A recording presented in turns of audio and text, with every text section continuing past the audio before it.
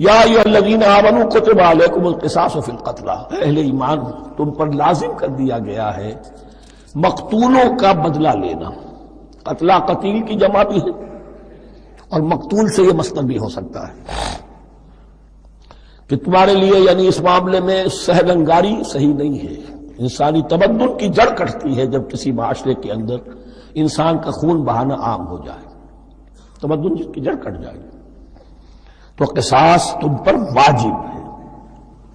یا ایھا الذین آمنوا کتب علیکم القصاص فی القتلی الحر بالحر والعبد بالعبد والانثى بالانثى۔ ایک آزاد کی جگہ آزاد ہی قتل کیا جائے گا۔ آزاد نے قتل کیا ہے تو ظاہر بات ہے وہ آزاد ہی اس کی جگہ قتل ہوگا۔ یہ نہیں وہ کہے میرا غلام لے جاؤ، میرے دو غلام لے لو، نہیں، والعبد بالعبد، اور عبد کی جگہ عبد ہی ہوگا، جس نے قتل کیا وہی قتل کیا جائے گا، والانثى بالانثى، اور اگر قتل کرنے والی عورت ہے تو وہ عورت ہی قتل ہوگی۔ اس میں چونکہ وہاں بہت سے رواج مختلف تھے، بہت سے معیار بھی مختلف تھے۔ اگر اوسی خزرجی کو قتل کر دے تو 1/3 خون بہا، 3 گنا خون بہا، اور خزرجی اوسی کو قتل کرے تو 1/3 خون بہا، یہ ان کا قانون تھا۔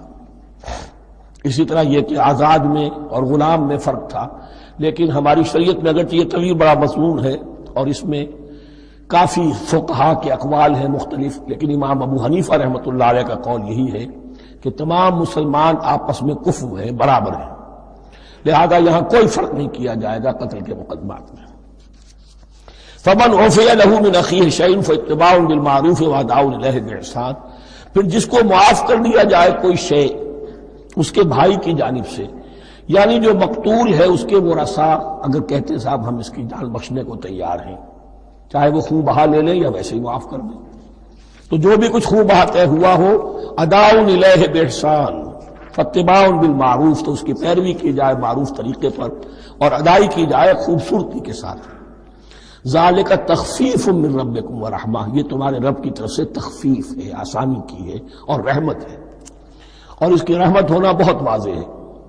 اگر یہ شکل نہ ہو تو پھر قتل در قتل کا سلسلہ جو ہے وہ جاری رہتا ہے، لیکن اگر یہ ہو گیا کہ قاتل کو لا کے سامنے کھڑا کر دیا، لو بھائی اب تمہارے ہاتھ میں اس کی جان ہے، چاہو تو یہ قتل کر دیا جائے گا، چاہو احسان کرنا چاہو بخشنا چاہو ویسے ہی بخش دو، چاہو تو خون بہا لے لو۔ اس سے کیا ہوگا کہ وہ دشمنیوں کا جو دائرہ ہے وہ پھر سمٹ جاتا ہے، بڑھتا نہیں۔ اس میں بڑی رحمت ہے اللہ کی طرف سے۔ قانون جو ہے اسلام میں قتل کا، اس میں مدعی ریاست نہیں ہوتی۔ آج کل ہمارے ہاں غلطی یہ ہے، مدعی ریاست بن جاتی ہے۔ یہ مدعی ہوتا ہے یہاں پر جو بھی مقتول کے ورثاء ہیں، اور کسی کو صدر کو کیا صدر کے باپ کو بھی اختیار نہیں ہے کہ کسی قاتل کو معاف کر دے۔ قاتل کو معاف کرنے کا جو اختیار ہے وہ صرف مقتول کے ورثاء کو ہے، کوئی صدر نہیں کر سکتا۔ ہمارے دستور میں ہے، پوری شرح پوری شک موجود ہے۔ فمن اعتدی بعد ذلک فلہ عذاب علیم، اور جو اس کے بعد بھی حد سے تجاوز کرے گا تو اس کے لیے دردناک اور بہت بڑا عذاب ہوگا۔